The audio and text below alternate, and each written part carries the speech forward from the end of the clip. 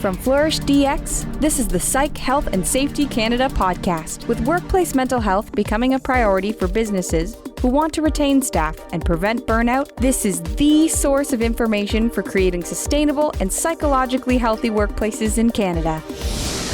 Hi, everyone. Welcome to the Psych, Health and Safety Canada podcast, and I'm your host, Kim MacDonald. Today, I'm excited to have Wendy MacIntyre with us, who is a HR specialist. And she focuses on a lot of not-for-profits, small to medium-sized enterprises. And I'm really excited to learn today about the intersection of psychological health and safety and the human resource function. Welcome, Wendy. Thank you, Kim. Today. Great. How are you? I'm very good. Good today. Yeah, I'm looking forward to this. I know it's sunny. It's sunny today, so always happy when it's sunny. Yes. So to start us off, I'd like you to introduce yourself and tell us a little bit about your journey to what you do today and what helped to shape you. Sure. So human resources is sort of a funny profession because a lot of people, they land there from sort of a career platforming idea as opposed to a direct ladder to where you're going. So platforming can be side to side and eventually moving up. And for me, I started out with my education in sociology and criminology. And when I realized I don't know what job I want to do in that, I thought I'll be a career counselor and kind of pivot. And so I took human resources courses, started finding out more about it, and quickly realized, wait a second, this is more for employers than it is for people looking for work. And I fell in love with it. Okay. So, yeah. So starting out with from sociology and criminology to human resources. That's a good leap. And a little stint in social work as well. So in education, I should clarify that. And with different jobs that I had along the way, it just sort of refined my interest and knowledge in getting into the area of human resources and working with employers to make workplaces better. And just over time, there's been a lot of changes in the field, going from HR being the party planners, or being seen that way, I should say, and, somebody in finance doing the payroll, to being what it is today. Especially with the pandemic, it's really been a game changer for a lot of HR folks. So it's a very different field now than it was 20-some years ago when I started out. Very good. I'm interested in that sort of some of the shifts that happened with the pandemic for the function. Can you share a little bit about that, what you see with your clients and what you saw during that, and I guess what we see today? Sure. I don't think we've ever seen a place, a society, and a workplace change as quickly as it did during the pandemic. And I'm sort of saying it as the 3 years of the pandemic, and thinking that we're a little bit past that urgency state. So a lot of people in HR, before they were transactional HR, so doing payroll, doing benefits, doing one of my jobs was actually in a large organization doing HR, but it was a lot of data entry with using the HR information system. And I did not like that work. It was very unfulfilling for me, and my mind does not work that way. So I had gotten into different areas of HR, but I think during the pandemic, it just increased the changes exponentially. And people started realizing, oh my gosh, there's so much to people. And one thing that's never black and white is people. We are complicated beings, and we bring a lot of, I like to call it messiness, because I like the messiness of it. The messy middle is always good. That's where I love to be when it's somebody else's situation, right? So with the pandemic, I've even noticed my consulting business has really the demand, and it's also along with my career trajectory where it was in the business, that the demand has gone up so much. You see so many more job ads for HR people. It's just been really, really different. So you work a lot with small to medium-sized business and social or not-for-profits. What are some of the biggest challenges that they're working through right now from a people perspective? Right now, I think we all know there's a huge labor shortage, which was a combination of jobs changing with the pandemic, but also people retiring, the baby boomers, that bubble moving through. It's finally happened. And now we're in a huge labor shortage. So that's been the biggest thing that people talk about now. But the other piece that came along with the pandemic is that their expectations have changed. And that comes too with a newer generation coming in. So there's much more of an expectation of transparency and accountability from organizations, and there need to be socially responsible. There need to be transparent, sharing information with people. That's been a really big change I've found. Have you, so you and I talk about psychological health and safety in the workplace and some of the stressors and work stressors and work-related stressors. Tell me a little bit about the kinds of businesses that you work with, and do they share that language as they're working through some of the workplace struggles that they're working through as they come to you? It's so prevalent, but typically employers don't use that language. They don't use the language of psychological safety because it is still pretty new, and the psychological safety in the workplace, the code that came through is CSA. It's not legislated, so until it's legislated, sometimes people don't pay attention. Now, on Prince Edward Island, where I am, we were one of the first provinces to bring in legislation around psychological harassment. And so not just sexual harassment, but adding on bullying. And it's under the Occupational Health and Safety Act. So that has been a change that has helped people understand psychological safety in the workplace, but we still call it bullying. And it can be so much more than that. And some of the things that I like to think about with psychological safety are not just the lack of bullying, but the transparency, the willingness to allow people to fail forward, try something out, see what happens, and you won't be punished or fired if it doesn't all work out. Let's learn from our mistakes. Let's be open and talking about it. Let's have language around how to talk about failure or mistakes or accidents so that we can grow. And that, I think, is really important for workplaces and something that we're still not quite fully embracing. There are a few, and I do find that not-for-profits that I work with, they are more accepting of that kind of mentality, but they're not perfect either because they have their own stressors. But at least small organizations, they have a bit more agility to try out different things. But on the other hand, I guess they also have higher stakes, higher risks, because if something fails, that could be their whole business as opposed to being absorbed into a bigger organization. For the kinds of organizations that you're working with right now, for the workplace leaders, do they trying to be more agile or what are some of the new things that they're actually thinking about for their own development? Or are they thinking about change of the workplace itself, or are they thinking about the change needs to come with the employees? One thing I think they're facing is that with the labor shortage, they have to be much more careful. They have to be much more accepting of things that they never thought they would be. And there's also been a lot more sick leave, absenteeism.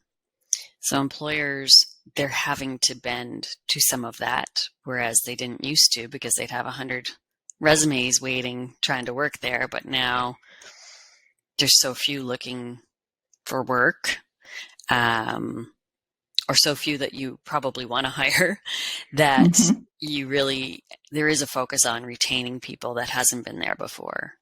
So employers, I think, are, especially the smaller employers, they have a real desire to be good employers. And I'm very fortunate. I have fabulous clients, and they are typically really wanting to be good employers rather.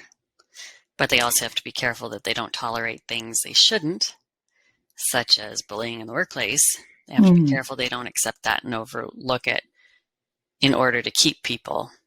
Because if you keep some of those negative folks, you're going to lose your good people. So there's a very fine line.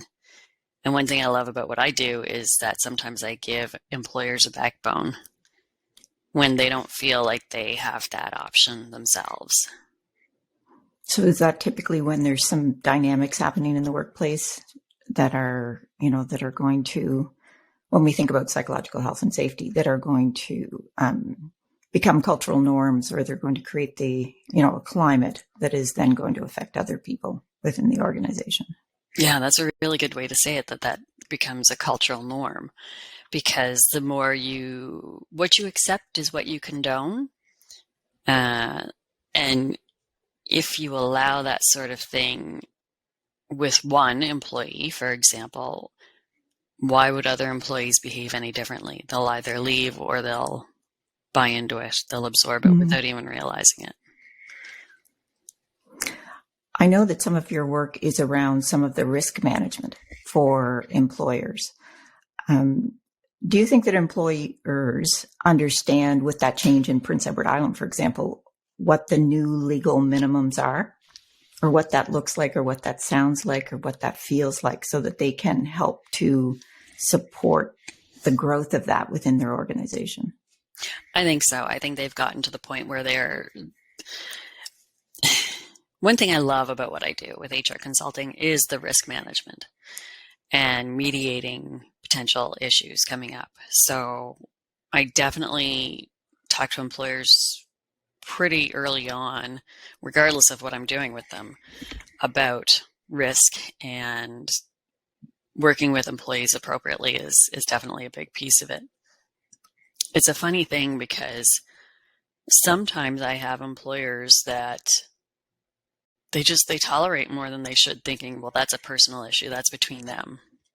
But to understand that what could be considered a personality issue, or that happened, their friends outside of here and they have to deal with it on their own, that happened, is no, this is coming into the workplace.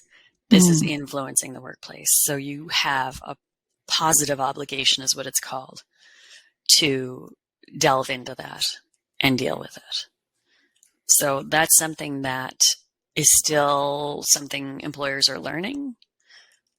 And I think employees, they're just so much more knowledgeable than they were years ago about what their rights are. And they're kind of coming up with, a lot of times, probably frivolous complaints sometimes, where they think, oh, that's bullying, they're harassing me, they're whatever. But to figure out, well, what does that actually mean, is people are still learning that. Well, I know in my own career, personality conflicts and personality dynamics, there was so much language around that, and attributing some of the stressors in the workplace to personality. It was around personality conflict. And I remember that so clearly in many of the workplaces I've worked in. We didn't have the language of, even around harassment and bullying, even 10 years ago, in many organizations we were talking, those were at the very extreme end. So, something that would be, perhaps today we would be able to absolutely identify it as and describe it as that, because it was on an extreme end.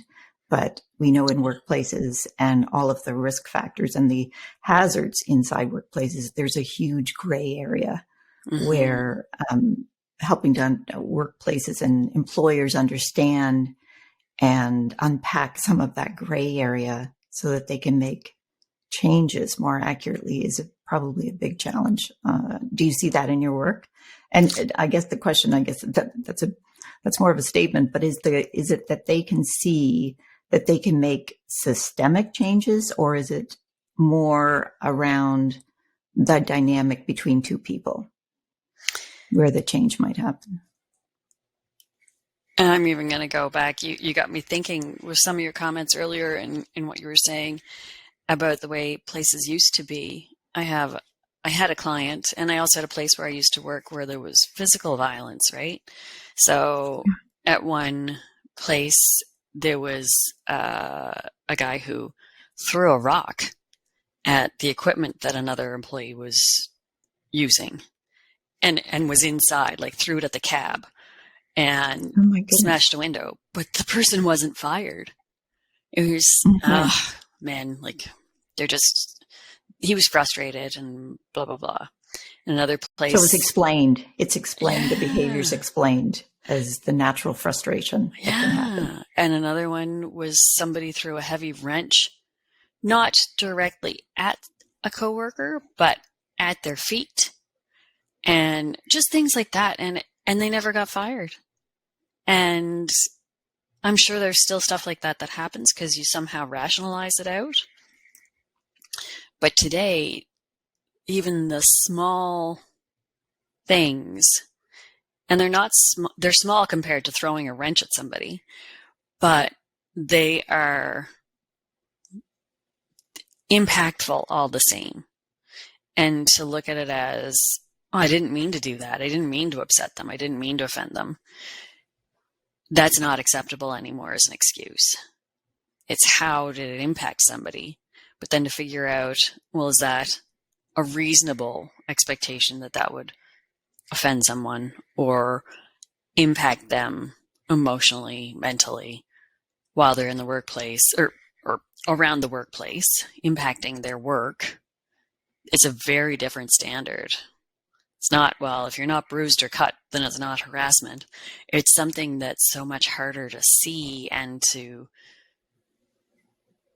really grapple with. What meets that standard can be challenging. And a lot of times the person who is bullying or harassing may not even realize. So there's a lot of education that needs to happen along with it. Okay. Yeah.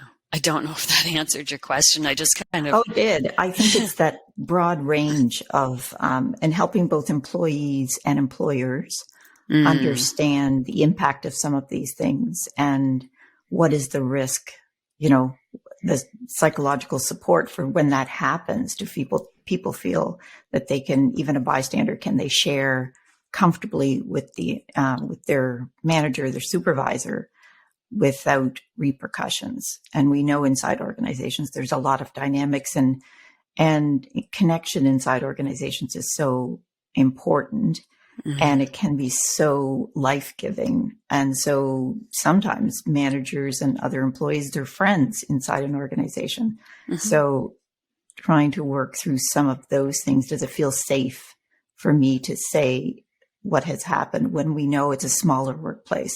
So I'm interested in that. When the workplaces are small, in bigger organizations, you can see how maybe there might be more systems, there might be more formality and processes, but maybe share a little bit about, for smaller workplaces, some of the challenges around some of those hazards that can happen and the risks inside an organization. Yeah, a lot of times when we find out about something that's been going on, it's when someone leaves the organization. And then you can come into a whole lot of problems as well with claims of constructive dismissal or where an employee leaves, they quit, but it's because the workplace, their role has become untenable for them to stay in that role. So we get into, and that's where, you hit money for employers and mental stress for employers. So that does bring people to understanding it as well, because it's in your face more or less. But as far as how people are understanding it in small organizations, so often employers know their staff. They don't have a large staff. So hopefully they're able to see things before they get too extreme. And they have to understand, and sometimes they just don't, but they have to understand that they have an obligation to look into things if they're thinking there's something going on. And quite often, when I get called is, I think there's something happening, but I don't know what it is. And I'll say, has there been a complaint put forward? No. And I'll say, okay, well, let's do a workplace review. We don't have to call it an investigation, but you do have to do something. Or I'll even help coach them to figure out what's going on. But in a small organization, for somebody to look into it themselves, the employer or supervisor, it can be fraught with conflict of interest, right? So they know people personally, then there can be favoritism, there can be condoning that has happened in the past. Well, how do I tell them that now? Or, well, so-and-so does that too, so how is this different now? That's an interesting sort of place to explore, that it's now reached a particular level where it's, triggered, it's been a catalyst for the employer or the manager then to escalate it or talk to the employer or talk to their senior manager. But before, they had seen some things, or things had been happening. So how do you address some of those issues with some of those conditions that have been going on for a while? And it's not this one isolated incident where, that this has been going on for a while. How do you help your sort of clients and the employees, as you go through that review, consider some of those issues? Some people have in mind that a workplace investigation has to be very, very almost letter of the law. And when I think about an employee, or rather a workplace review, I get in there, and if I'm not thinking this has to be an investigation, I can also do HR work at the same time. Okay. So when I'm collecting information and I'm talking to people, a lot of times I want to be also educating them. And I know educating people is, everybody talks about that, but it really is bringing awareness to say, okay, well, you manager know that after the staff party you left because you didn't want to be involved, but you found out that one employee hit on another employee and it made them very uncomfortable. So that may be a personal issue there, but it's come into the workplace, so you do need to deal with that. You do need to address it. And how do you do that? I've had that happen several times where they thought it was, well, it's not at the workplace, so I'm not dealing with it. It was their personal issue, whatever. They were drinking, it was a party. But to say, well, I'm afraid you have to actually do something with that. Even though they may say, the employee may say, I don't want to talk about it, I don't want them to know. You still have an obligation. And what that does is it brings things to the surface so that people know what's acceptable and what's not, and how they can get support and not just try to bury it and think that they did something wrong. Or if they did, let's talk about that and say, you know what, if you didn't know, if you really had no idea, well, now you do. So isn't that great? We're learning as we go. Do workplaces or employers or your clients that you're working with have the situation where, that both, the complainant or the person and sort of the responding party both have the opportunity to learn in this? Because it seems like there's even hazards in the process of a review. There's, oh my gosh, yes. Yeah. So just in reviews, one of the things that you want to do is you want to move very quickly because people talk. You can say, I'd rather, please try not to speak to others because it will, taint's not the right word, but it will influence what people are thinking, how people are talking, what comes out of this. And one thing that is really challenging, though, is to have the time to do that quickly. The availability, especially if somebody's off on sick leave because of the way that they've been impacted. How do you reach them in a timely manner without disrupting their time that they need away from work? So I do find that that's one big challenge with reviews or investigations. And then as you go along with talking to people, definitely you're educating people with, okay, so to meet the requirements under legislation for us of what is harassment in the workplace or psychological harassment, you have to meet these certain criteria. And has this complaint, has this issue reached that? And if it has, then we go one way. If it hasn't, well, we still have to learn from it. And you always have to thank people for bringing forward issues. I remember hearing another podcast a few years ago, and the person said that they are so appreciative of hearing complaints of harassment in the workplace, not because it means there's more harassment there, but because people are talking about it. So it happens everywhere, but we need to talk about it so that people know how to deal with it and hopefully not escalate to the point of an investigation.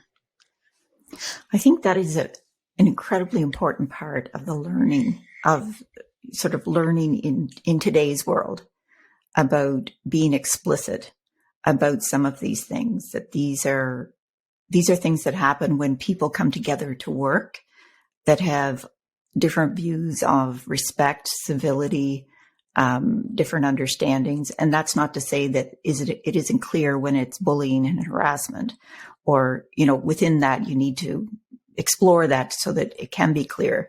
However, I think talking about all of those things more explicitly and openly will then both help people feel more comfortable that this is a normal part of our business that we need to manage, and also that conflict is going to happen, and how well we build our own competencies to look at that conflict. Like, as you say, when you were saying about it's an opportunity, that it is, I'm pleased that someone's bringing forward a complaint, because it is the opportunity for everyone to be to normalize that as a part of business, so that it isn't as fearful.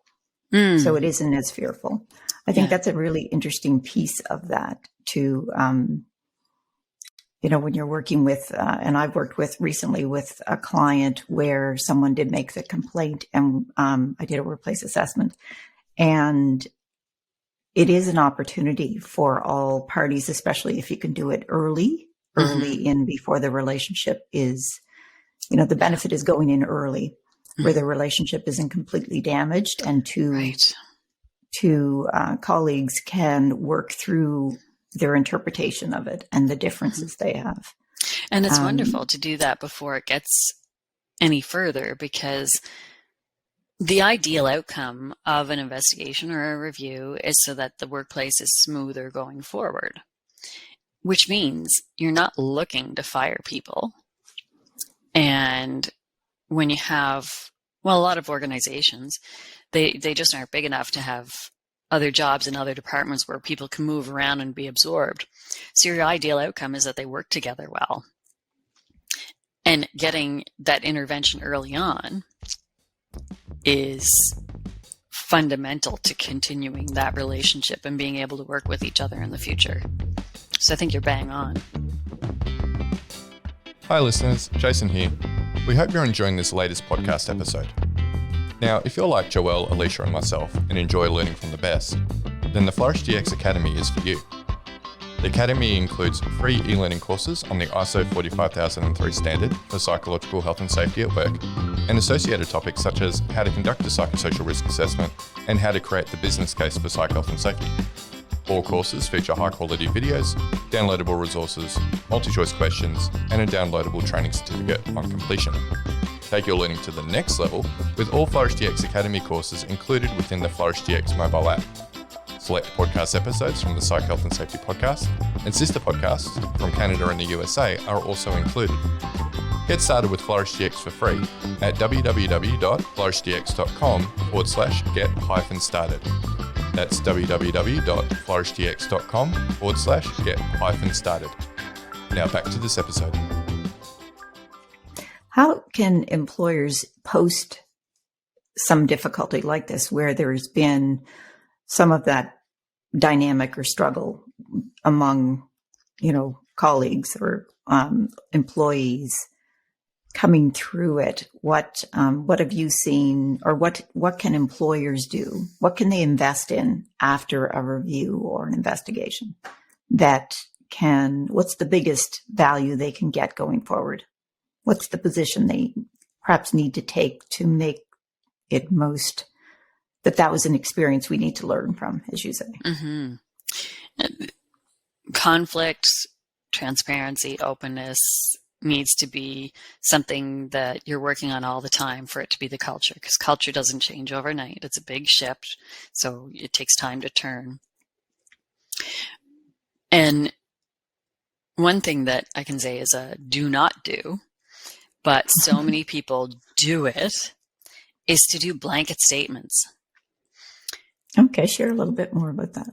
So a lot of times what employers will do is if there's something happening in one area, they say, we need a policy for this, and put it out to everybody. But everybody knows it's about these individuals, or they at least know that it's not, they didn't do anything. Why are they being talked down to? Why are they having a policy put on them? Or why are they being lectured? And thinking, why? What did I do? I didn't do anything, and you're hammering me on this, and it feels very disrespectful. So what really needs to happen is those one-on-ones, those really difficult conversations to address it, and address it with the individuals that are at play. And then perhaps to do something more broadly. But it really has to be specific, and it has to be direct, and you want people to get it.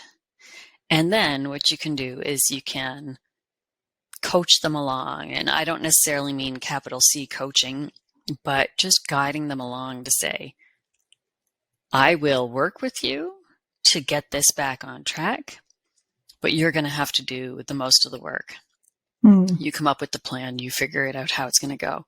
So quite often when you look at mediation, you can't just throw people back in the room together and say, okay, let's talk.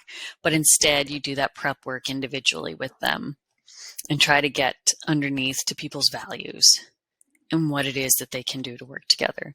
And also help them understand the relationship will never go back to the way it was before when it was a good relationship.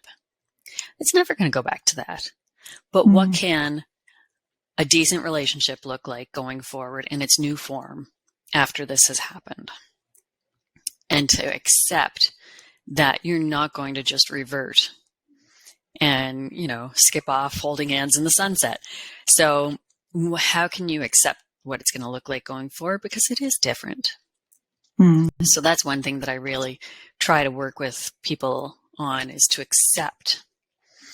And then as a full workplace, there can be little things you don't want to come out, though, with okay, now we're going to do a team building session with everybody because we have to learn how to deal with workplace harassment.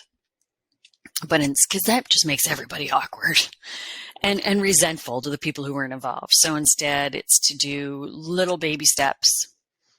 And maybe one of the things you do need to do is look at your policy that you already have, because it's legislated that you have one, and figure out how to make it more user-friendly, how to see where it may have been misunderstood, and are people aware of it?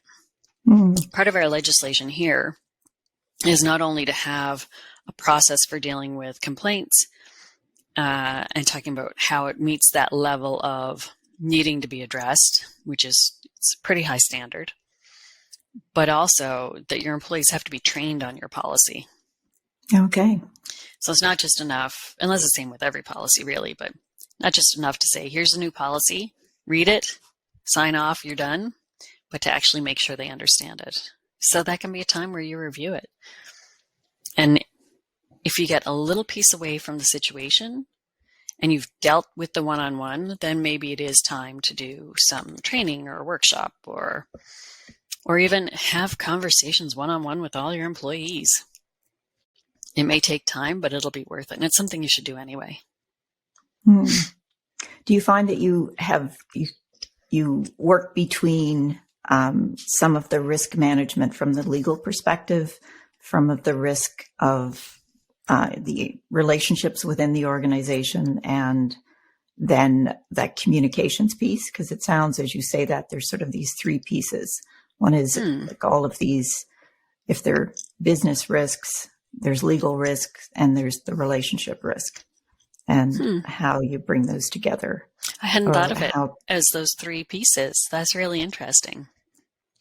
Because it seems to me it's a lot of work for employers.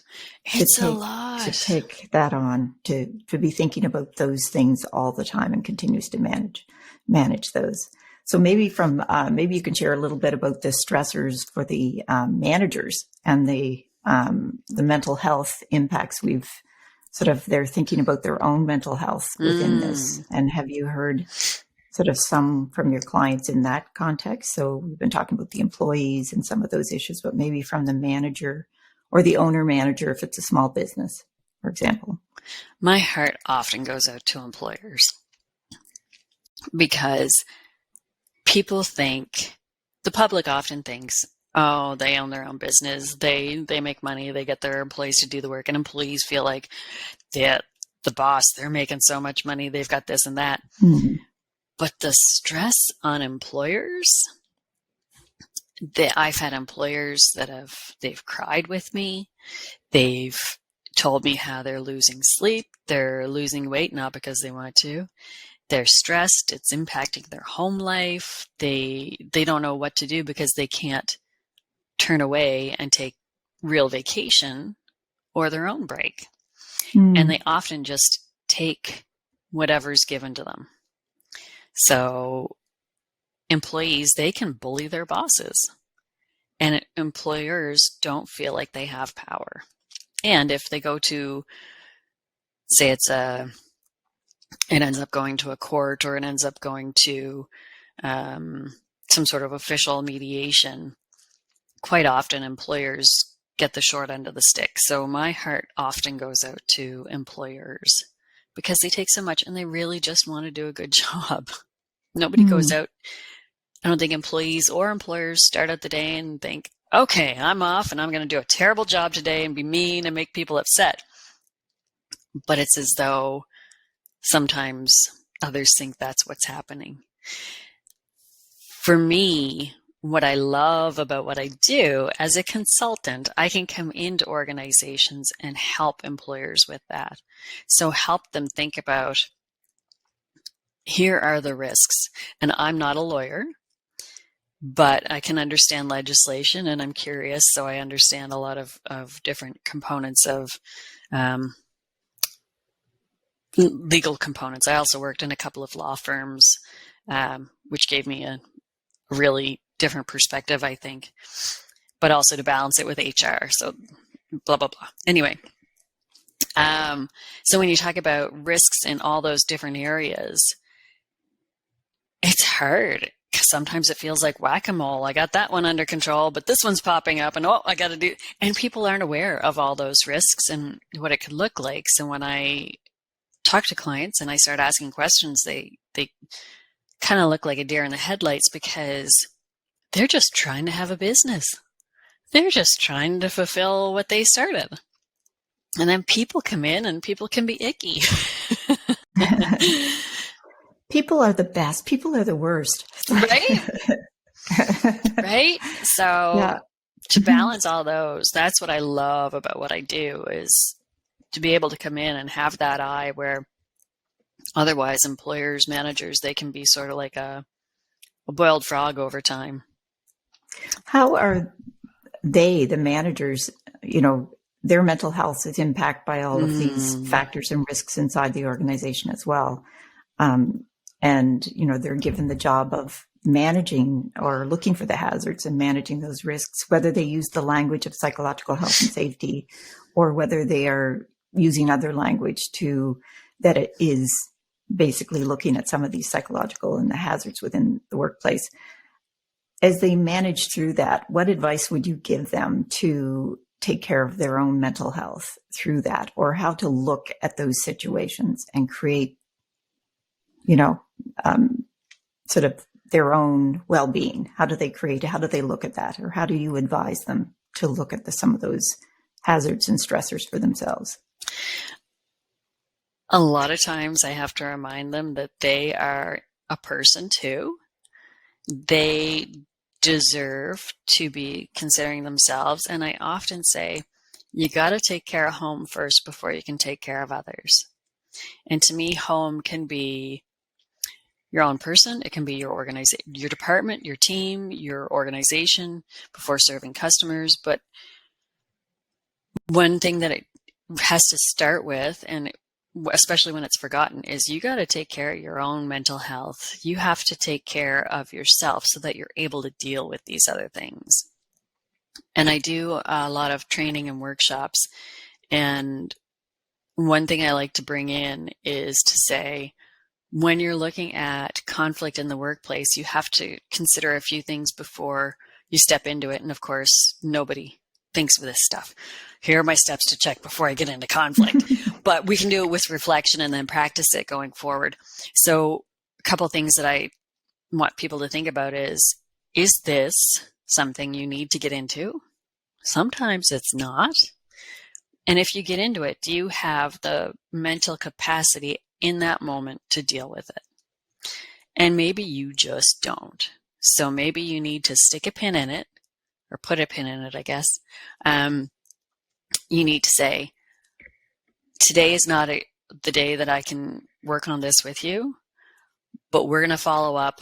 Let's make a meeting time tomorrow at 10 o'clock. So you just get a little bit of a breather to collect your own thoughts. I personally am an internal processor. I don't think out loud. So I need a bit of time to collect some information, collect my own thoughts, and then I can deal with it. And the piece in that to be careful of that I always warn employers about is you can say, not today, but you have to do it. You have to be timely about when you do it. You can't just say not today and let it go and say, yeah, we'll deal with it next week. Yeah, we'll deal with it someday later this week. You have to be specific about when you're going to deal with it. And that gives relief to you as well as the other person. I think the specifics is so important because as humans, uncertainty, we do not deal well with uncertainty. That's right. And so a period of time goes by and whoever's involved in that will create, as we do, we all do, create our own understanding of what's happening or what's delaying it or our own stories within that based on our own experience. And the way humans have evolved is that if there's not information there, we assume the negative. Yeah. Well, it's threat, the threat. Exactly. Risk and, survival. Yeah, exactly. But when you raise that about helping the employers and setting the timing of things, thinking through the timing of things, but then giving them the advice that also be specific and tell them when you're going to be able to address this so you can reduce that anxiety and that risk of, I guess, further harm by having some delays. Exactly. What comes up for me is around boundaries. So sort of boundaries at work, and so that the owner manager and the employee and all of the managers inside the organization is that idea of workplace boundaries and understanding the power and the importance of boundaries, and giving themselves the grace to have a boundary and to not be able to deal with that today, but to give someone the explicit time when you will deal with it and then the follow through. Do you talk about boundaries in your work with sort of as that, whether it's in training going forward? There's such, I had a great definition of a boundary, and I can't remember it right now, but it was around that a boundary is my capacity to sort of that intersection of loving you and loving myself simultaneously and taking care of both, and or some version of that, which is where, to always go forward with a positive love. Even I don't have to like everyone, but maybe I can love everyone, even in a workplace setting, which really is around having that unconditional positive regard, but also for myself, so that I can make that decision with some preciseness that it isn't today. It is, but I will respect that it has to be dealt with.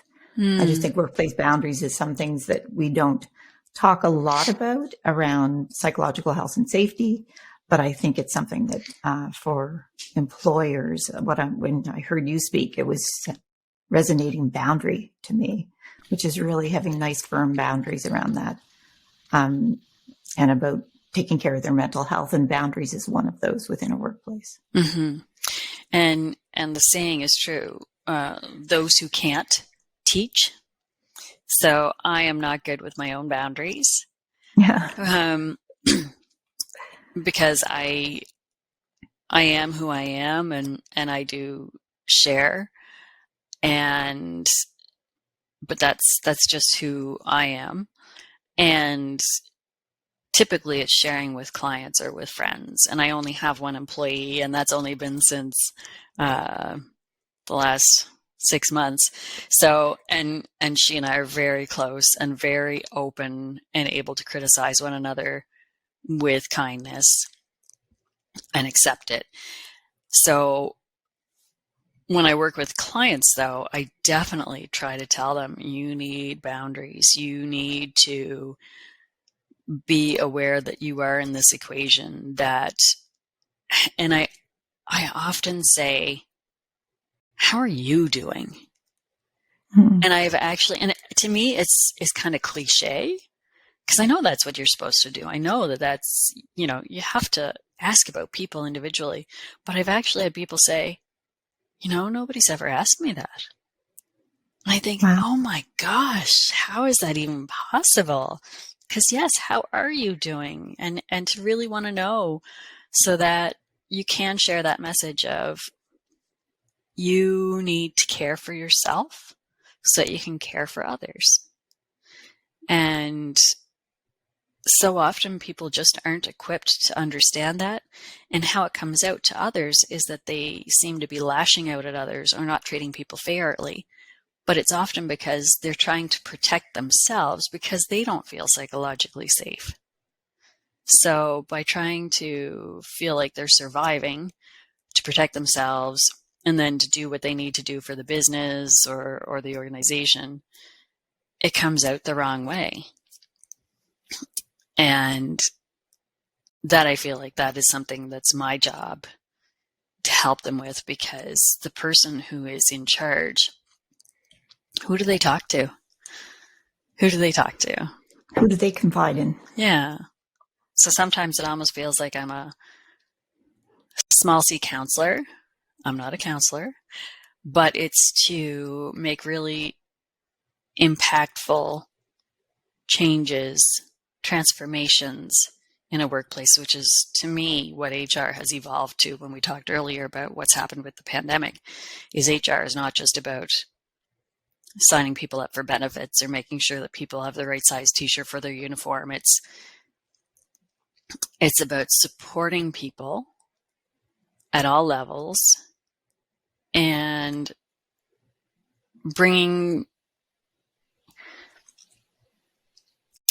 making an organization work smoothly. And to do that, so much of it has to do with self-reflection, understanding yourself, self-awareness, and then how does that look to the people you're around so that others feel psychologically safe. Mm. You really helped me understand more the employer side of all of the dynamics. And I appreciate that, because we do, for psychological health and safety inside the organization, looking at the hazards and risks for the employees and what are the work-related stressors and how can you make those changes. But I think shifting it to ensure that we are thinking about all of the people within it and the organization itself, as well as the teams within the organization. So I appreciate that, that extension of the employer role in it, and the interest, I think, that you brought forward about that employers and the employers you work with, the small to medium-sized employers working hard to do the best with the tools they have, and that they can, to create an environment where people can flourish.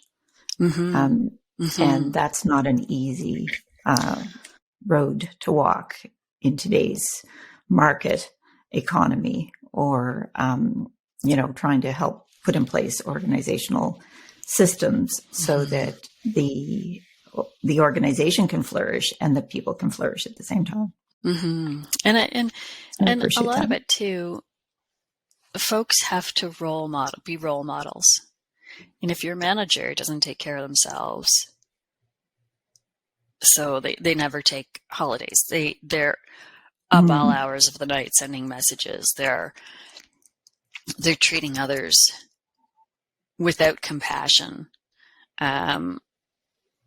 then that's considered to be what's expected.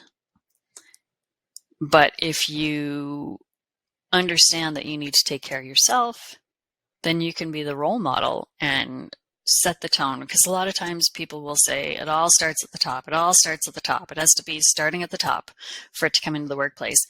And there's a lot of truth to that. But what starting at the top looks like is not necessarily what people think it does.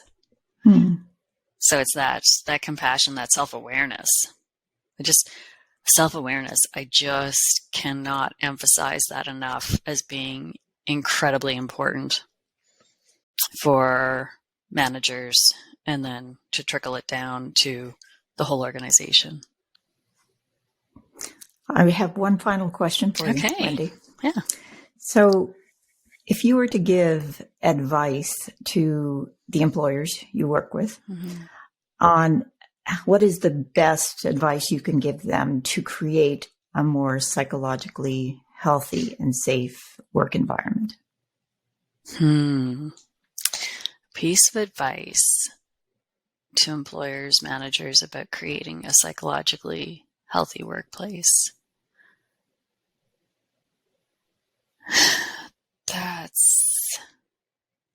I have so much advice. And usually it just comes in a conversation. I don't think about it, and being concise is not necessarily my strength. I hear you. I'm there with you. I think understand yourself and your role, and accept that your role is not just about numbers. It's not just about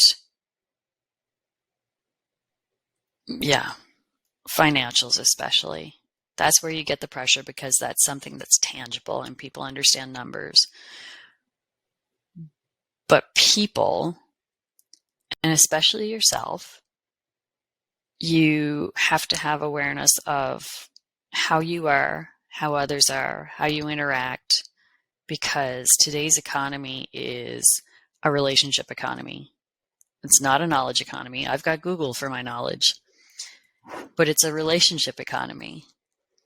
So it really is about understanding yourself and others, and giving yourself, as you say, the grace to explore that and take care of yourself while taking care of others. And, I do have another piece of advice. See, I said I had a few. One big thing is, while you're making things psychologically safe in the workplace, to remember you are not their counselor. You cannot take on other people's personal problems. So you also have to keep in mind that there's performance, and then there's, let's say, health.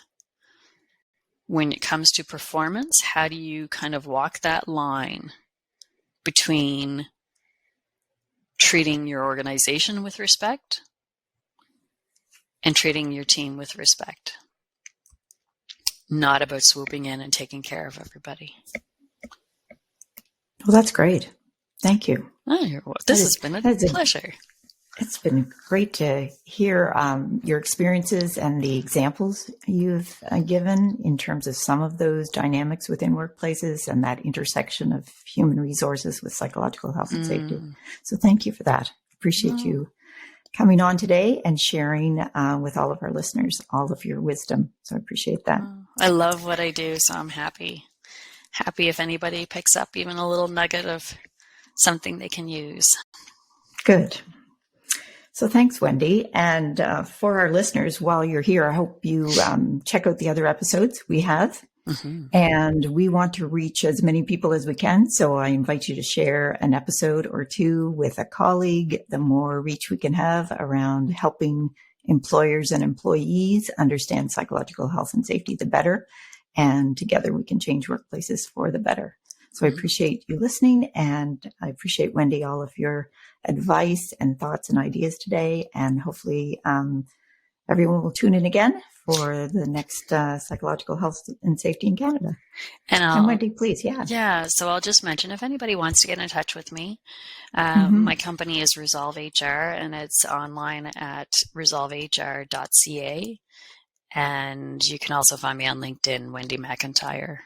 And I'm always interested in connecting with people and learning from others and learning from different experiences myself. That is great. Good. So reach out to Wendy and reach out to me on LinkedIn as well. I'm there usually almost every day sharing some things, and I know Wendy is as well.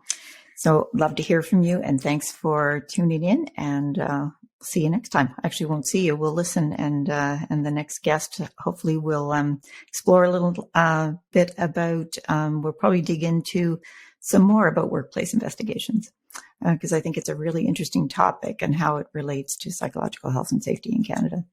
So thanks, Wendy, and thanks everyone, and until next time. You've been listening to the Psych Health and Safety Canada podcast. To stay up to date with the best content on workplace mental health in North America, subscribe wherever you listen to podcasts and join the Flourish DX community at www.flourishdx.com.